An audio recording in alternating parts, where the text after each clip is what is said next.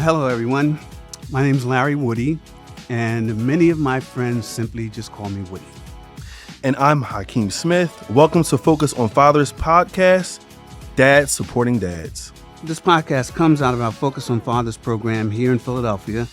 We offer free parenting classes, job-seeking support, and help with accessing resources men need to get back on their feet and be the best dads that they can be. We're going to talk about real stuff, raising kids, co-parenting, child development, and all the barriers that feel big and sometimes impossible. We want you to know you're not alone, so let's get into it.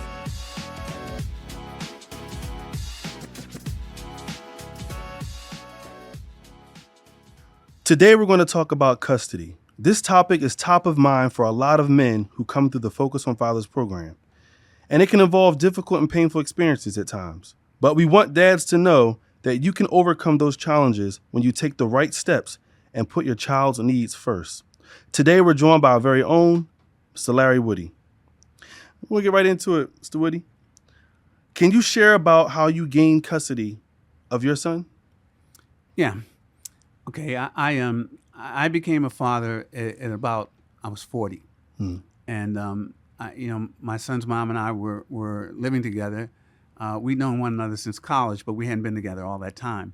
But, we had a child, and I think I said in another show that, I had no desire to be a dad. It wasn't on my mind. But, she said, she's pregnant, we're having a child, and, we're still together, we're living together, so we have to deal with it.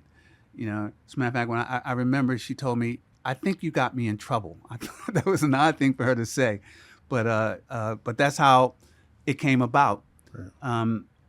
And we were together for 3 years once he was born, until he was 3. But then, we had a situation where she wanted to continue the life we were leading. And we were, it was back in 1993 or so. And we were having a good time, man. We're just, going out and whatever. But once the baby came, it struck a chord with me right away, but it didn't with her. So, my thing is, you and I have to change how we're living. We can't drink as much. We can't go out just hanging out. We can't do any of that stuff. But she didn't want to give that up. So, I found out that she was working to gain custody of the child. I found out by accident, but an attorney called and I happened to ask a question and it was like, I didn't know this was going on. Right. So, we ended up in court. And now, like a lot of guys that come to Focus on Fathers, I didn't know anything about child custody. I didn't know how it worked. I didn't know what to expect.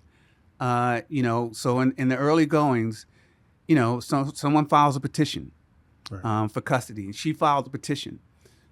In many ways, the way custody works is he who strikes first strikes best. Mm-hmm. So she files a petition. Now I'm on my heels. I have to catch up. And, I remember my first appearance in court. The judge was asking sort of what's going on. And she felt, we're incompatible. I don't think that he's going to be a good father. It was that kind of stuff. And at that time, I didn't know what kind of father I was going to be, but I knew that I wanted to be involved with my son. So, a lot of guys will talk about the pain of the whole thing. Right. One of the first things that woke me up was when I went into court. The judge said, we talked about the fact that she had a good job. She had a good job, making good money, and I was staying home with the child. The first 3 years of my son's life, I stayed home and raised the baby because the whole thing terrified her. But it didn't terrify me. My thing is, I want to do this. And once I started doing it, I realized how much I liked it. I liked, being with him all day, every day, going to the playground, this was life to me. I was becoming a different person. And, I think she resented it a little bit. But, I went into court and the judge asked me, so he said, why aren't you working? And I said, well, because I'd read some stuff. I said, well, I take care of the child. Yeah. I'm there like every day, all day. And the judge said, you should be working. Wow. I remember it. That ticked me off. Wow, man. yeah. I'm saying that's why I know what a lot of these guys go through, because you go in, it's like, I'm saying to you, I want to be an involved father. I take care of the baby all day. If I was a woman, I didn't say this to the judge, but Right. what I knew was, if I was a woman, you wouldn't say that to me. You know, I'm like taking care of the child, but your thing is you need to get a job. Right. And so, you know, a temporary order was issued, because this is how it works, you know, and basically that got me out of the house, you know. And in my case, man, it was painful. Yeah. I mean, I was escorted out of the house by police officers. Wow. I remember it was a rainy day. I couldn't believe this was happening to me. You know, we had gone through, there was a whole big thing where we were living together. Both our names were on the lease. She had my name taken off the lease without me knowing. And so I found out that she had done that. And so I went to the landlord and said, well, no, I didn't agree to that. And they said, well, we don't want to get mixed up in this. So you should, we're going to give you a lease that has your name on it. And that's the lease that's going to prevail here. But then she took out a protection from abuse order. And again, I understand what a lot of guys are going through, because I knew there was no abuse. I hadn't done anything. But the way the courts work is, a judge, if a woman says that there's been domestic violence or whatever, the judge is almost surely going to issue that order, because they don't want to be wrong. They don't want to not issue it and then something happens. Somebody gets hurt. So it ended up, the cops came and they said, well, you have to go because your name's not on the lease. And I said, well, I have a lease with my name on it. And that put them in a tough situation. Right. So they said to her, ma'am, he has every right to be here, right? In that moment, she went back to court and got and said that I had threatened her in the presence of those officers. And so they issued the order, so I had to move out. That's where, you know, I got evicted. And so I go to court, and basically what happened was, I was prevented from seeing my son for about 2 weeks. Now, mind you, the child had never, I was the parent. Right. You know, I was there every day. This was very rough on him.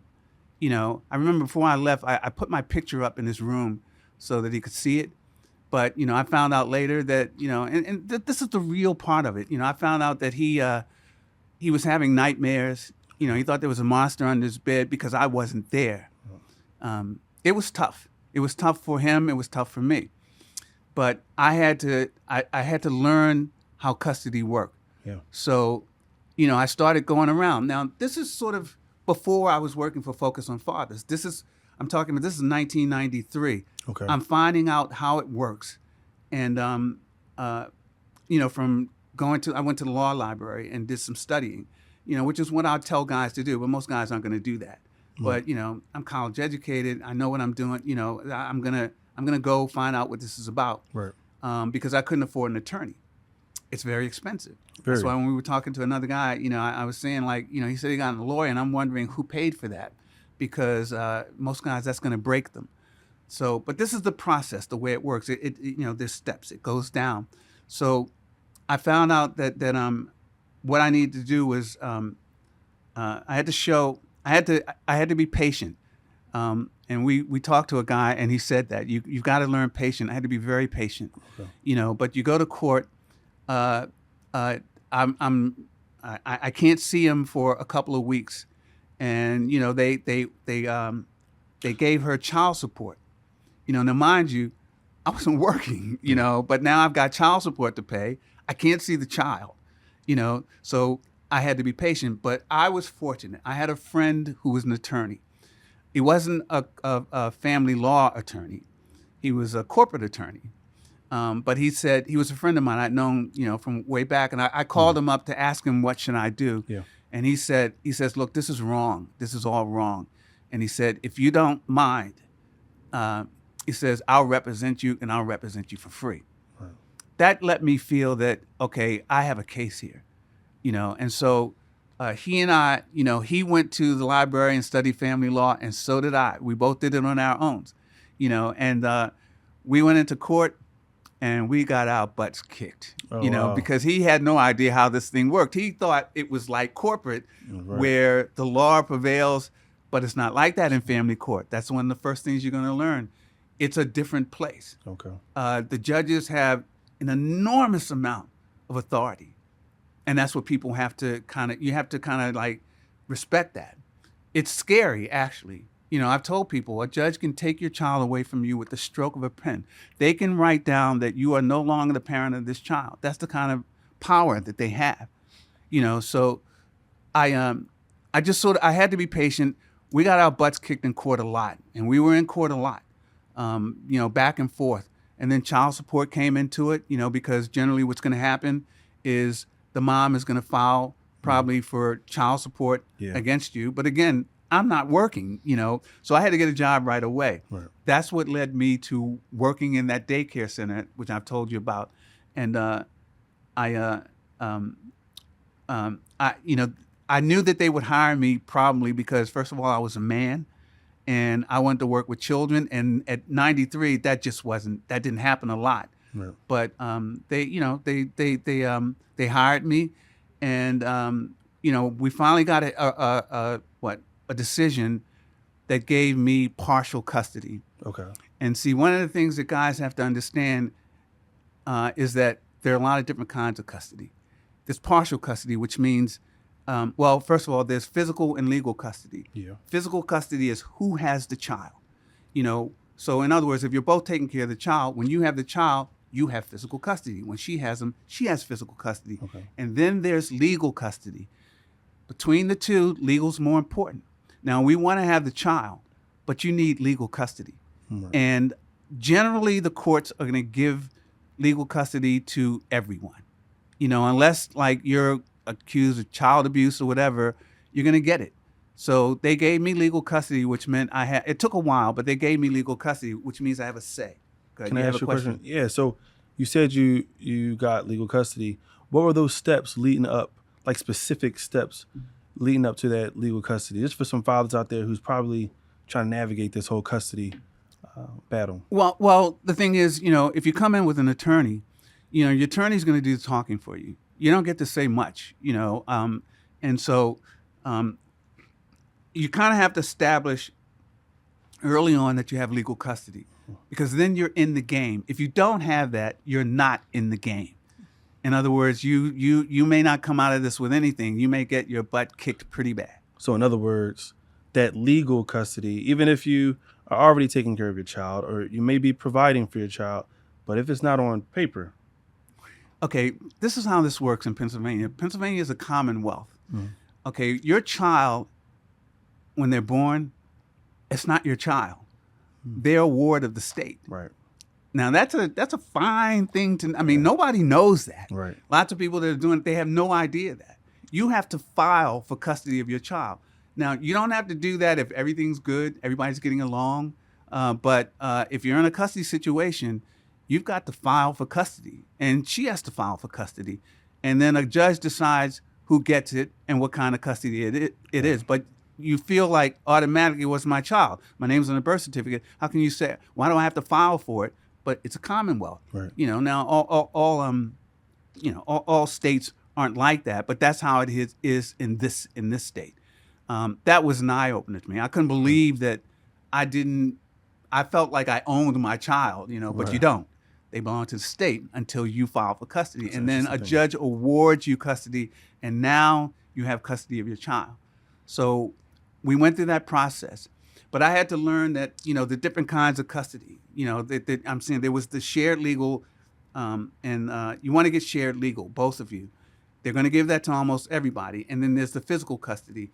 And in our case, it was, you know, she had there's primary custody. Primary custody. Primary custody is who has the child most of the time. You know, so 7 days of the week, primary custody is a person that has 4 out of 7 days, you know, or you know, however it works out.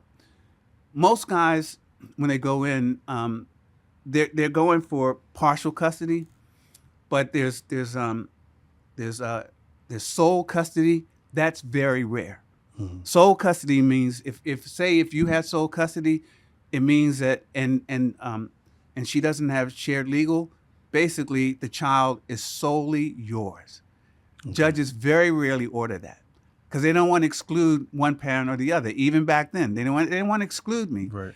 But so I remember the judge said, "So what is it you want, Mr. Woody?" And I said, "Well, I'd like sole custody." And I remember he said, "That's not going to happen."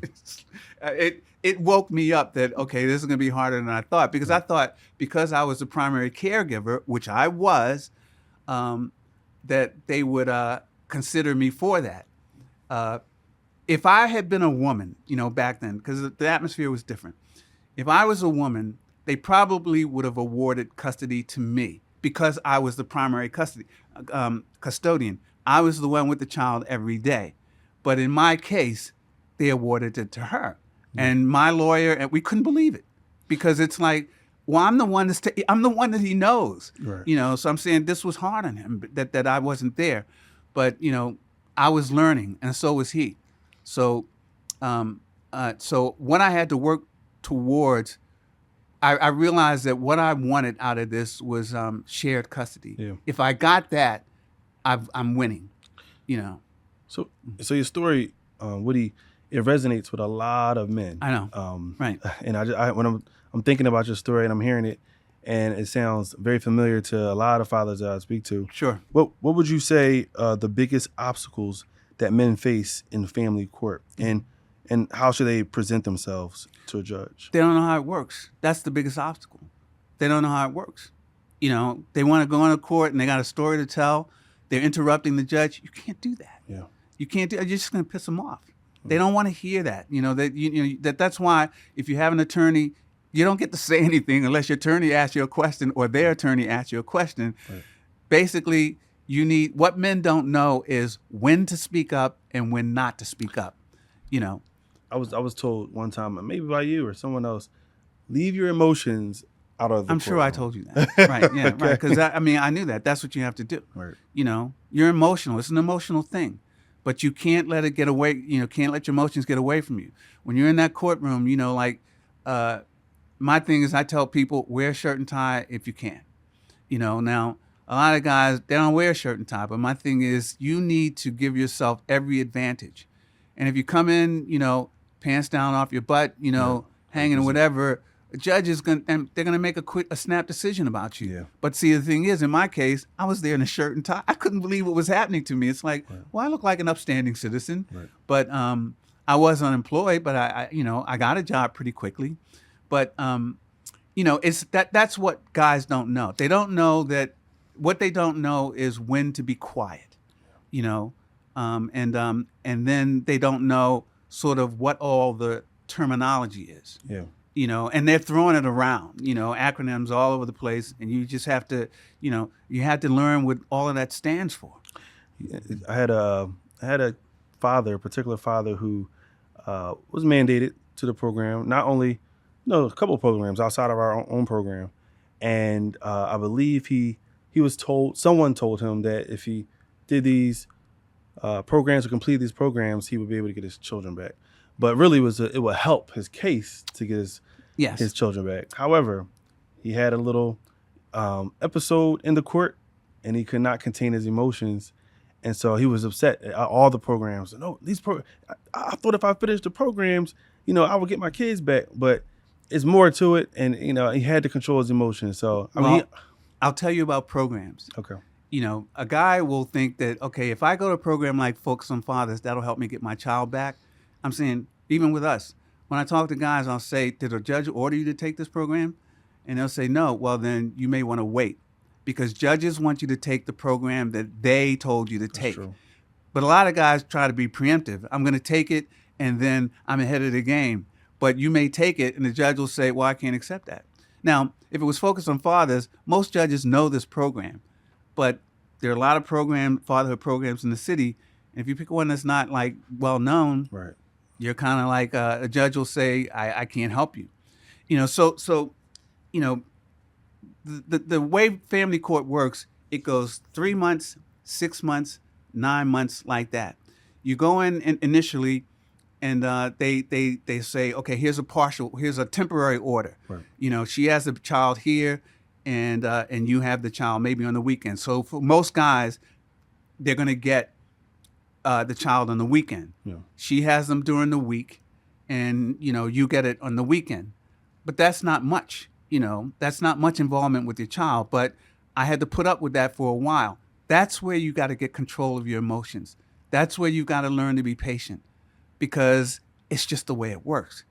I knew that my son was suffering because he wasn't with me, but there was nothing I could do about it, and so but I was learning this pretty fast. Yeah. Really, after a couple of appearances, I didn't need an attorney anymore. But I'm saying it goes like 3 months, and then they'll say, okay, we'll let that go, and then we'll come back. It's important for men to understand that judges are people. And a judge doesn't want to do anything that may end up in this kid being hurt Yeah. or dead. Right. I'm going to be, brutally honest.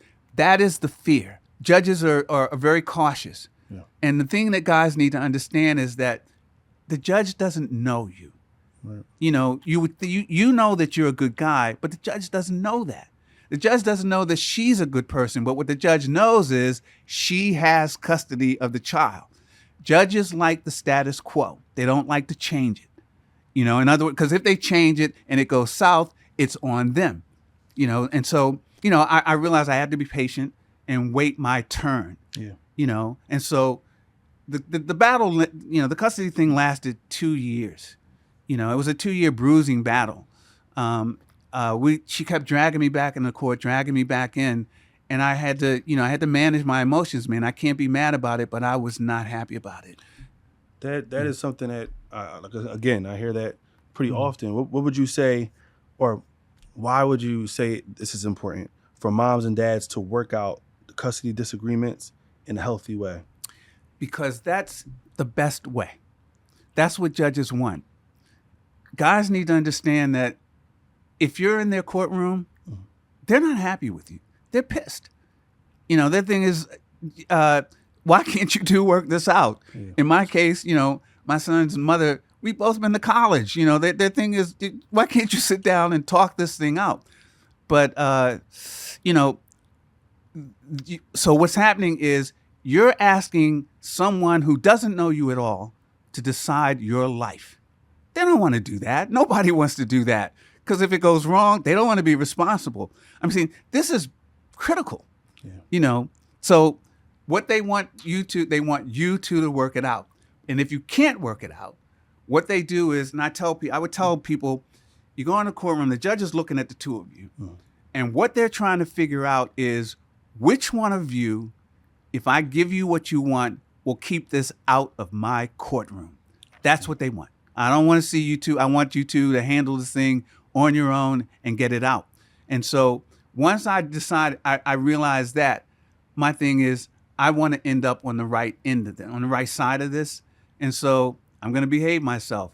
What I resolved was I will not lie in court. I am going to tell the truth, because there's a temptation to embellish your story so that you sound better. Everybody does it. The judges know that. It's not an easy thing. Yeah. But essentially, after 2 years, we were in court, and a judge said to me, Mr. Woody, what is it you want? Yeah. And now I'll get emotional. I said, I want an equal chance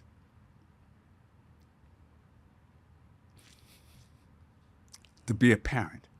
Absolutely. And we're going to end at that note, and I really appreciate you, Woody, for just being open, being vulnerable. There's many fathers out here are constantly going through these issues and battles every day, and I just really thank you so much for just sharing your story. Well, it's why that's, for Focus on Fathers, anybody has a custody issue, they come to me. Absolutely. Because I get it, Absolutely. But and that judge, when I said I want an equal chance, she said, that's what I'm going to give you. Yes. Well, thank you again, Woody. Sure. We're going to end right now, and I just want, for all those out there who are going through any custody issues or battles, just remember, keep going, and ultimately about staying involved in your child's life and being there for them. If you're looking for support for fatherhood journey, Check us out at Focus on Fathers at focusonfathers.phmc.org or call 267-765-2361 and join our community of dads supporting dads. Until next time.